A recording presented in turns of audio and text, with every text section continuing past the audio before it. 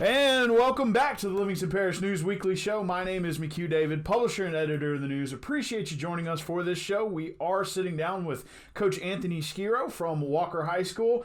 Welcome, Coach. Thanks for being here. Oh, no problem. Enjoy it. On the viewer's right, you will have Mr. William Weathers, our sports editor. Hello, William. Thank you, sir. Thank you, sir. And thank you for setting this up. We do appreciate it. I know a lot of people have their eyes on the Wildcats here as we're coming into the, I guess you can say, the home stretch before the postseason. First, a little bit about Coach Schiro, 1996 graduate of Walker High. Correct. And played college ball in Mississippi, correct? Correct. At Mississippi Delta Community College for 2 years, and then moved on to Delta State University from there. And then got right into coaching after that. This is your 15th season as a head coach? It's my 15th season as a high school head coach. I did do 3 years at the junior high level my first 3 years, so 18 overall. But yeah, immediately came home and went straight into coaching. So been doing it for a while, have some experience. So, we're going to pick on both of you here as we move through the show. But we're going to start off with, kind of like we did with Sam White from Doyle, the preseason discussion. Okay, as we're going, kind of getting prepped for our basketball section, you're getting prepped for the season.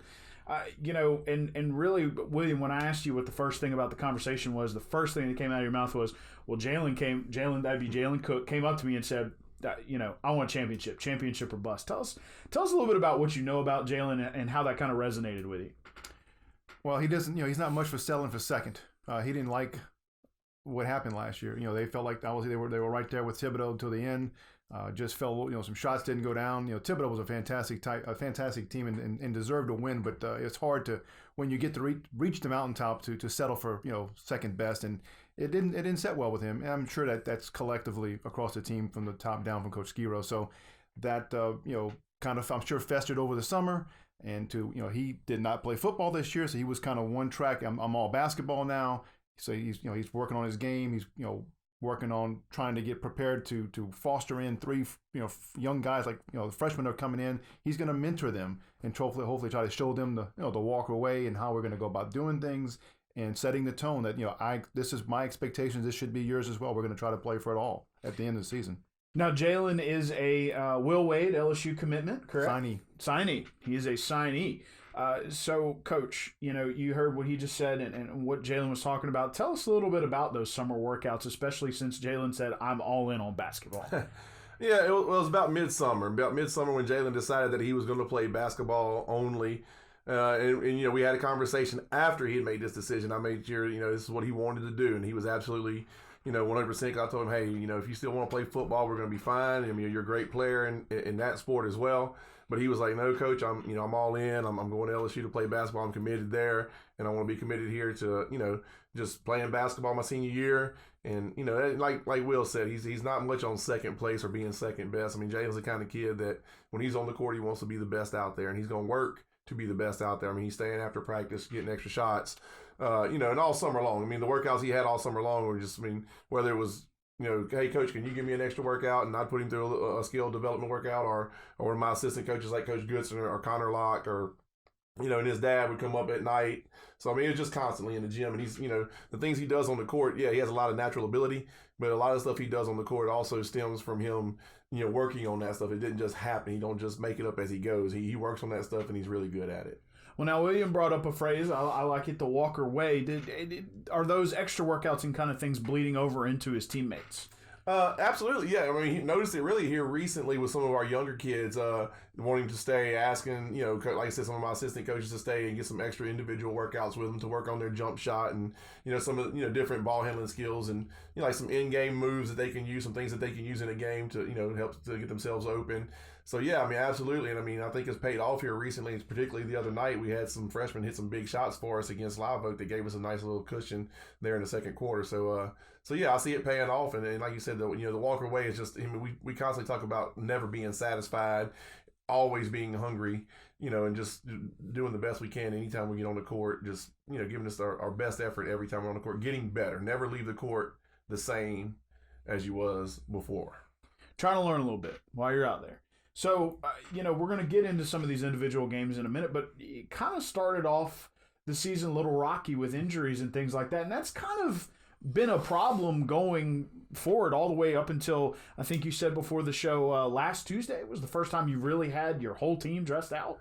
Yeah, well, we started off the season. The football team had a great year, and Brian Thomas, one of our older guys, really great player for us as a basketball player. Also, obviously a great player on the football field. I mean, he's being recruited by all the top teams in the country, and particularly the SEC. I mean, I think at all the games this year, I mean, here recently, I think some of the University of Georgia staff has been their football staff. Alabama's football staff has been on our campus at games. Coach Ogeron has been on campus. So he's a big-time name. Coming off the football field, they got to the second round of the playoffs, which pushes him, a little further into basketball season. And he had some, just being banged up a little bit. Nothing major, but, some knee issues, different things, having to get back into the swing of things. So, we played the first 4 games without Brian. Went 2-2. And some really big games. I mean, you're playing teams like Bonneville, going to the Hamilton Christian tournaments, which is early in the season is one of the premier tournaments in the state. When Brian got back, he started slowly working his way in, started playing really well. And then we get through the month of December and get into January and kind of, again, the injury and the flu and all that stuff. I mean, it hits everybody, but it seemed like it just hit us all in one time. I think Brian went down with an Achilles strain he was out for a couple of games, and Donald Butler gets sick with a high temperature. He misses a game, and then Warren Young Jr. gets a concussion in the EA game, misses 2 games, and I had another freshman, Ja'Cory Thomas, was out a whole week with the flu. After the Denham game, Kevin Brady sends me a message the next morning, Coach, I'm sick with the flu. He misses a game. So this past Tuesday, since January 7th, this past Tuesday was the first night we had everybody back together full strength. Tell us a little bit about Next Man Up, because it sounds like so far this season that's had to be the way y'all have approached everything. Absolutely. I mean, like I said, with Brian kind of coming in later, those young guys really had to step up early. Those freshmen had to step in and be big contributors early in the season. And I think that's benefiting us now coming down to the home stretch. They have a lot of experience. And then obviously they're early in January when just all this stuff starts to happen. It's just one thing after another. You have to go down to the next man. And like that next man was a couple of nights. I mean, Kerry Flowers has played great for us at times when he had to, just big time rebound and defense. Keandre Brown comes into a starting role against Denham. And does a good job there. Kedrick Brown, who's a freshman who has been starting for us, but I mean, he ends up scoring like 19 points against Denham, where he's only averaging about 4 or 5 points a night. So yeah, I mean, I think we've had some guys step up big time, and that's what we talk. And we do talk about that. It's like, guys, we can't control, the sickness and the injuries, but the things we can control, we need to control, and that's whoever's on the court has to be ready to play at all times. And you kind of touched on it. That's you kind of figure that not only down the stretch here for the regular season, but for the postseason, that's going to pay off for y'all. Absolutely. I mean, that's what during all this, as you're kind of feeling like, man, what could happen next, and something does, like somebody else gets sick, somebody. You're thinking, well, if it's happening now, it's not a good deal for us. But if we can persevere through this, get some good experience for all the guys that are getting to play, we get back healthy for that stretch run. Like right here, we got 6 games left in the season. I feel like now we're getting back to full strength. Everybody's ready to play, and then everybody's got valuable minutes. So now we're not having to stick a guy out there late in the season or in the playoffs that hadn't played in a significant game. So all the guys now have significant experience playing time in big games, when it really matters. So I think that'll be beneficial for us come playoff time. Talking about big games, let's back up. We kind of jumped into January, but I want to go back to the Parish Tournament. Right. It's your 5th title at Walker, an 80-55 win over Denham. Made you the winningest coach in Parish Tournament history, the 35-year history, I think it is. Tell us a little bit about, it's at Holden. It's a smaller gym, but that just means pack them in. People are 3 feet from the court. What's it like playing in the Parish Tournament and sort of the atmosphere that venue creates? Well, the Parish Tournament for us, it's always for the whole parish. It's a special event. I mean, you get all the boys teams, all the girls teams at the same place, at the same gym all week long. So I mean, almost every game is packed, because you got people from all over the parish coming to support their team, and they're gonna stick around and see what the other teams have and see what's going on. And it's a special event. The players are excited. I mean, it's bragging rights within the parish. So you always want to be the parish champion, the best team in the parish. So I mean, yeah, it's a great event for our parish. I mean, for each of those schools, especially when we host it, it's a big time. We make a lot of money. We raise money off of this to support the rest of our season. Like, Holden probably, supported their whole season off of this. It's just, not doing it, but just, it's a big event. Sure. And it helps out each school. And I mean, it's an awesome thing. I mean, and the atmosphere is electric every night. You know, the fans are excited to see their team. They're excited to see other teams play. You know, and I mean, like I said, Jalen Cook signed with LSU, so I think we had a lot of people at our game around the parish that don't get to see us play much, and they're like, hey, I want to go check out Walker because they got a kid over there. You know, he's signed to play at LSU, you know, and like I said, he's, you know, you got Brian Thomas who's getting recruited big time, and so, I mean, it's just, like I said, it's a special event for our parish, and it's always significant to win that. It's always exciting to win that event. Sure. And, you know, you brought it up. You keep beating me to the punch on these some of these questions. No, it's okay because, you know, I was going to go over to you on this one. You know, you saw a lot of folks, a lot of parents on social media afterwards just like, wow, you know, I got to see Jalen Cook and Brian Thomas. What an amazing spectacle. You know, just both and the whole Walker team very good at basketball. From, you know, and I kind of picked on Rob on this in the Doyle show, from the cheat sheets, you know, what's that like to kind of get to watch these guys play, especially play together? And that championship game, I mean, Jalen put on quite a show. There was a stretch. Now, I got to go back off the top of my head, but it was like a 63-second stretch where I think he scored something like 14, 15 points in a row. It was a couple, two, 3 threes in a row, and he's just in a zone, and people who were watching probably say, I'm seeing something I've probably never seen before on a high school floor. Hopefully you enjoy it, and because that's just not going to happen again. This kid is once in a lifetime. He's hopefully he's going to be next to Tasman Mitchell, maybe our 4-time MVP in our parish. It's only happened, I guess, second time it's ever happened. He's doing things that have never happened before in Walker history. You know, 3,000 points, LSU signee, Gatorade Player of the Year. I mean, it's hard to stop at all the accolades that he's accomplished, but. You know, I've been around the block and I've seen a lot of great players in 30-something years of doing this, but he's obviously one of the best ones. And because he's humble, he makes it worth it. Because he knows where he's come from, and he's yes sir, no sir, and does the right thing. So he and Brian are two different type of players. Brian's a lot more reserved and to himself, and to get him to say something is, you know, it's a feat. But when he does, you know, he's great. Right. And whether it's on the football field and, you know, right now the basketball. But they complement each other well. They've been lifelong friends, and you can tell that they're doing it for something bigger than each other. You know, right. There's definitely and Jalen says this a lot. We're doing it for our community, and then Brian's the same way. Well, and you know, when you're talking about the parish tournament, I mean, it doesn't get more community oriented than that. You know, it might be a little community versus community, but it is Livingston Parish. Now, moving forward. Right after that, you get into a high-profile, heavy tournament down in the Sugar Bowl Classic. Talk to us a little bit about that. You had some challenges down there. Oh, yeah, absolutely. I mean, it's a great experience. You go down to there, and we played in the national bracket. So we played against some teams, played 3 games against teams from different states. And, you know, this is a national tournament. So, you know, the teams that are coming from out of state were invited. So they're going to be some of their better teams from where they come from. And we were fortunate enough to go 2-1. And we beat a team from Pennsylvania. Mass Civics and Science out of Pennsylvania, beat them by 2 points. Great game to open the tournament. Then we run into a team from Bloom, Chicago, who that was an amazing game to be a fan to watch, not necessarily be the opposing coach, because they did go 10 for 12 from the 3-point line in the first quarter. Oh, God. So it wasn't just the game where they went 10 for 12. It was the first quarter. So it was amazing. I mean, they actually, you know, ended up beating us by 20 points or so. But after the first quarter, it was a back-and-forth battle. But, I mean, they're just a talented team. And so we ended up dropping that game. But the next day, we bounced right back and beat a team from Georgia, Southwest DeKalb from Georgia. And, you know, so we went 2-1 in the tournament, a high-profile tournament. I mean, good showing there. Other than being able to win the tournament, going 2-1 is pretty good. So, yeah, definitely a great experience for our guys, to be able to do that, play some teams that, from out of state and there's different areas and with some great talent. So, pulling all that forward, here we are. You're looking at a tough week coming up. You've got you both at home, though. Yes, correct. So, come on out, Walker That's Faithful. Right.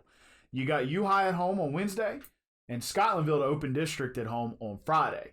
So, before we really get into the X's and O's of those games, let's talk about, with all your guys coming back just last Tuesday, people getting experience, the experiences you had in these tournaments. What are you telling your kids going into this, this home stretch before the postseason? Well, it's vital to prepare. It's vital to prepare for these games coming up, but we are ready. We will be ready come game time because the experience we have. Because, I mean, everybody, like I said, everybody on the team now, our top 9 guys have had big game experience. And, you know, we intentionally set up our schedule to have big game experience, you know, throughout the season. I mean, we want night in and night out to be playing some of the better teams in our area. And again, when you go to the Sugar Bowl Classic, you know, some of the better teams from other states. So that gives you, you know, experience in a big game against talented teams every night. I mean, there's been so many nights already this season. It's almost been a playoff atmosphere in our gym and other people's gyms, and I believe this week it'll be much the same with U-High being number 1 in the power rankings in Division 2 and Scotlandville being number 1 in the power rankings in Division 1. Well, let's talk about, you know, and William, jump over here to you, you know, talking about an 18-3 U-High team coming in. Y'all are 19-6 at the moment. As you said, 17 and 5 in state. Right. So 17 and 5 in state. Big challenge ahead with U-High. I mean, let's talk about what this looks like coming up on Wednesday. Well, what's one team I've not seen this year, it would be U-High. From my understanding, I think they're probably a little more guard oriented. They don't quite have the post presence they've had in the past from the day of the late Wade Sims. Those type of, you know, they're quite more guard oriented and slashing and 3-point reliant. Hopefully not 10 for 12 in the first quarter. I hope yeah. not. Yeah. Well, I think that's tough to overcome. And I think also in his defense, I would think that you're going to go in a game when you play these out of state teams with not much of a scouting report. Sure. And they're just. Where I'm sure like they didn't give up 10 more in the second quarter. Where I think he has a pretty good idea what U-High is going to do, and I'm a little more familiar with Scotlandville, who returns all 5 starters from their state championship team last year. And it's definitely, you know, guard oriented, slashing, 3-point shooting, and obviously Horton in the middle gives them a presence. Who's signed with Virginia in football, just gives you an idea about his athleticism. Where they're going to be having to guard the 3-point line on Friday night, and obviously Reese Beekman, Terrion Joseph, and Carvel Teasert are as 3 good guards that they're going to face collectively as anybody, and obviously how they do defensively, which is their calling card. How they play defensive will set the tone in that game on Friday. Talk to us about scheduling. You know, we talked about it before the show. You know, in some of the lower classifications, they go up the district and back down the district. Y'all get one shot. What's that like? It's actually, I enjoy it. I mean, you know, yeah, if you come up short one game, like a couple years ago when we won state, actually Scotlandville beat us by a point. So you're thinking, man, if we had one more game against those guys, who knows? But it's a one-shot deal, you know. But what that does for us, it actually gives us an opportunity to play some of these teams like a U-High. Like if we had 2 grounds of district, we wouldn't have got to play this game Wednesday night against U-High. So it gives us that opportunity. Teams like Madison Prep, East Ascension Catholic, we may not have the opportunities in mid-January to early February to play these teams if we were playing 2 rounds of district, because you'd be playing district games. So, I mean, just the thought of scheduling there with the power ranking system, the way it's set up as a district a few years back, we agreed that we'd play each other one time as a district game. And that would, you know, and so that way we would open up some spots to play some other teams, you know, that we normally wouldn't get to play. Now, of course, like a rivalry like us and Denham or us and Live Oak, we like to keep our home and home each year because it's a big game for both teams. You know, when you play Live Oak or Denham at Walker, it's going to be a crowd, whether it's a district game or not. Same thing for them. So one game it'll be a non-district game, and then the second time we play each other, it's a district game, and we enjoy doing that. I mean, I can't. You know, just the crosstown rivalry makes it a great deal. And like I said, I mean, you know, as much as you want to treat it like another game, it's still, again, it's bragging rights within the parish. It's Walker versus Live Oak, Walker versus Denham. I mean, but we all enjoy that. And to be honest with you, as coaching staffs, I mean, with Coach Caps over there and Coach Cab at Denham, we all get along great. And it's just a fun deal to keep those games going. Well, and I'm sure from our perspective, and I'm bouncing over to William, you know, we appreciate y'all playing each other twice. It makes for good stuff for us to write. You know, talking about that game against Live Oak, you know, William, what stuck out to you? They played last week, correct? Friday night. Right, Friday night. Well, this goes back to something he said earlier. You know, some of the freshmen that have had moments this season. When, you know, you mentioned Kedrick Brown scoring, had a big game, 19 against Denham. Well, Warren Young, who had the concussion against East Ascension, missed a couple of games, and he brought him back slowly against Carencro on Tuesday.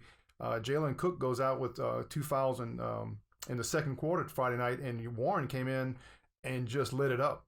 And he's had a moment, a game earlier this year. I think he scored 15 or 17.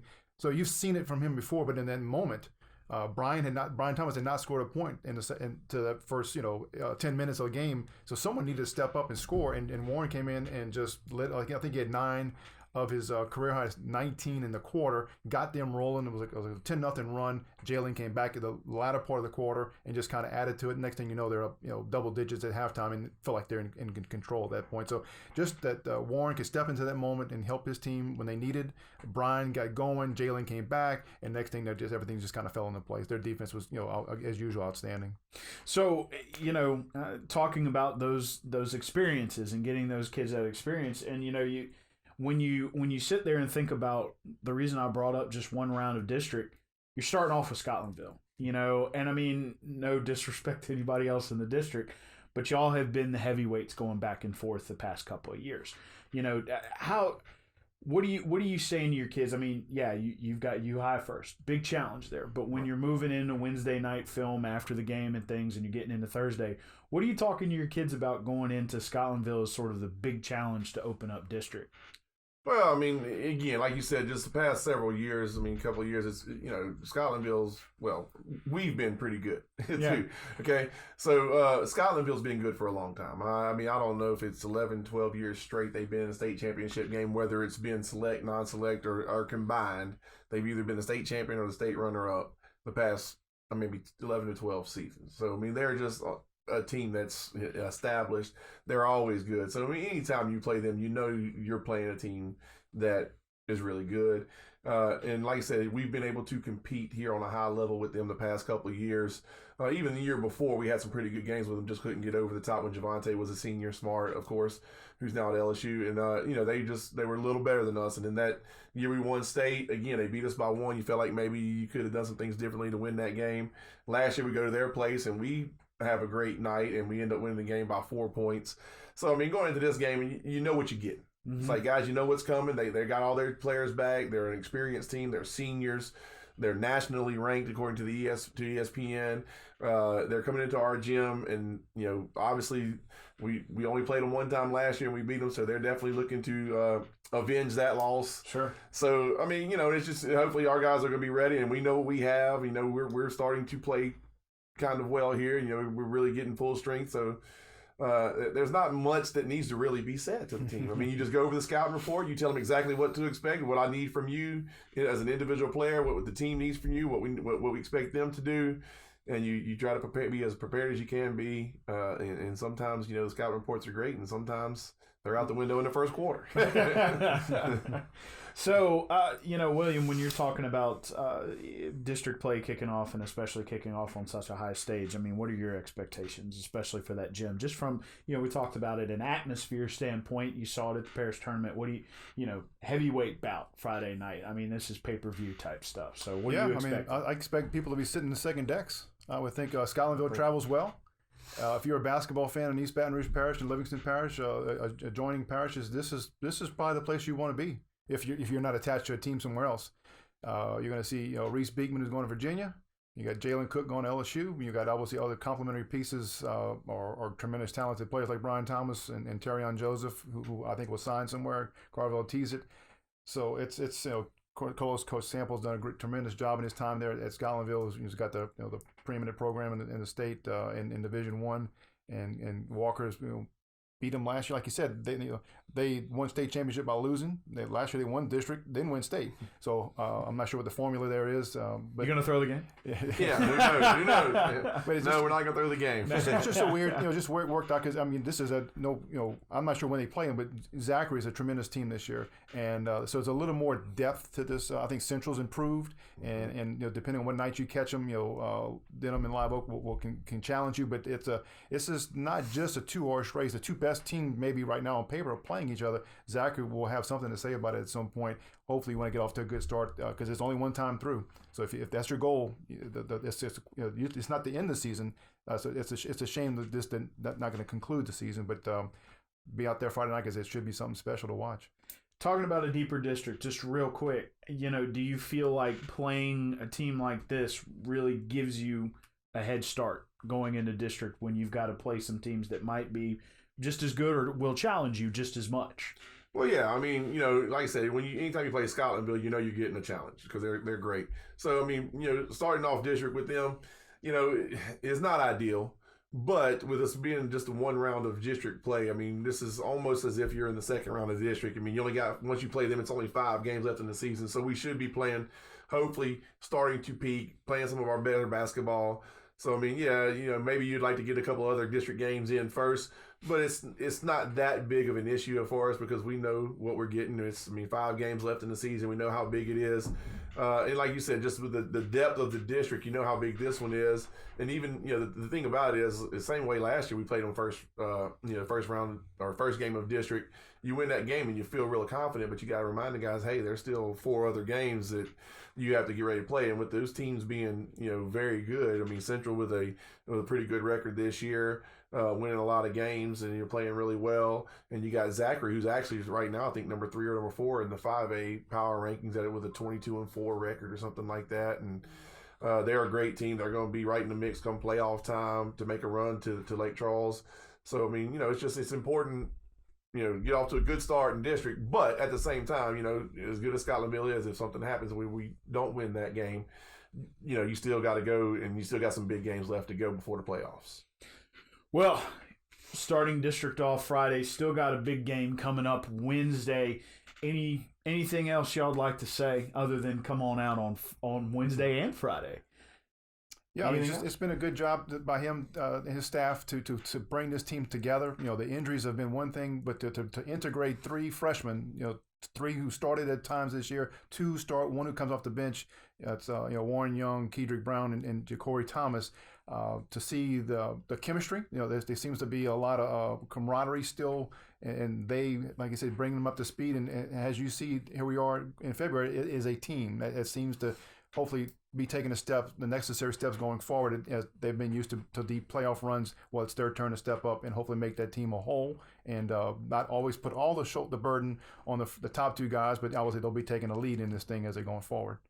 Coach? Yeah, I mean, touch on what William was talking about right there, talking about that, going back to that preseason conversation, you had it's kind of a funny deal because you had some big question marks, but you had some stuff you knew. Right. You knew what you had with Jalen and Brian. You knew how good, great athletes they are, what kind of players they were. So you knew how good they were and how good they could be and how good this team could be with the potential of those young guys, those freshmen, and some of the role players around them. So, and that was a big question mark. So it was kind of funny when we talked about this, like we got some knowns, but we got some question marks.